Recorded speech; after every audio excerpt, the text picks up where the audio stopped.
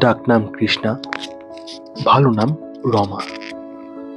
পাবনা বালিকা উচ্চ বিদ্যালয়ের ক্লাস 9-এ পড়ার সময় শ্রেণীকক্ষে বন্ধুদের সঙ্গে আড্ডায় একবার বলেছিলেন, আমি এমন নাম করব যে পৃথিবী চিরকাল আমায় মনে রাখবে।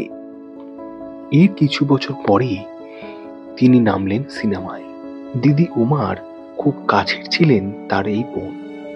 বোনকে দিদি জিজ্ঞেস করলেন, তুই সিনেমায় নামলি, অভিনয়ের কি জানিস তুই? দিদিকে বলেছিলেন, না দিদি, পয়সার খুব দরকার, সিনেমাটা আমাকে করতেই হবে, চেষ্টা করে দেখি কতটা কি পারি। বাকিটা ইতিহাস। তার শেষ ছবি মুক্তি পেয়েছিল 1978-এ। তারপর কেটে গেছে অনেকগুলো বছর। দিন পাল্টেছে, ইন্ডাস্ট্রির চেহারা বদলেছে, কিন্তু আজও বাঙালি তার সিনেমা দেখে। হ্যাঁ, তিনিই হলেন মহানায়িকা সুচিত্রা সেন। ঋত্বিক ঘটকের ছবিতে তিনি কোনোদিনই অভিনয় করেননি। ঋত্বিক ঘটক তখন অসুস্থ, ভর্তি মানসিক হাসপাতালে। এই সময় তার ভরণ পোষণ, খাওয়া দাওয়া এবং চিকিৎসার ভার নিয়েছিলেন মহানায়িকা সুচিত্রা সেন।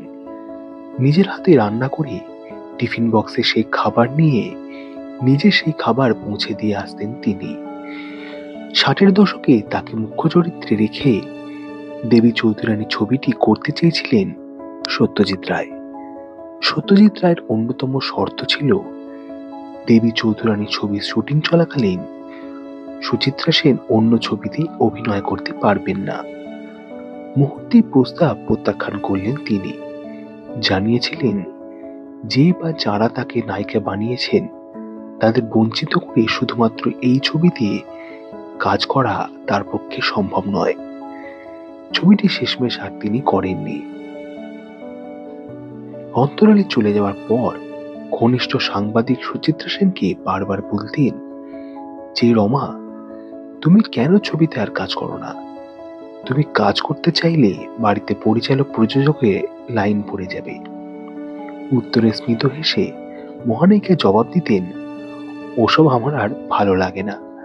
তাছাড়া আমি ঠাকুরের আশীর্বাদ পেয়েছি, যে অমৃত, আর যে অমৃত খেয়েছে সে কি দোকানের লাল চা খেয়ে তৃপ্তি পাবে? আরেকজন মহানায়িকা সুচিত্রা সেন সম্পর্কে যা বলেছিলেন আপনার সামনে তুলে ধরল। আমার উত্তম কুমার হওয়া হতো না রমা না থাকলে। ও আমাকে প্রতিনিয়ত অনুপ্রেরণা দিয়ে, সাহস দিয়ে আজকের আমার আমিকে গড়ে তুলেছে।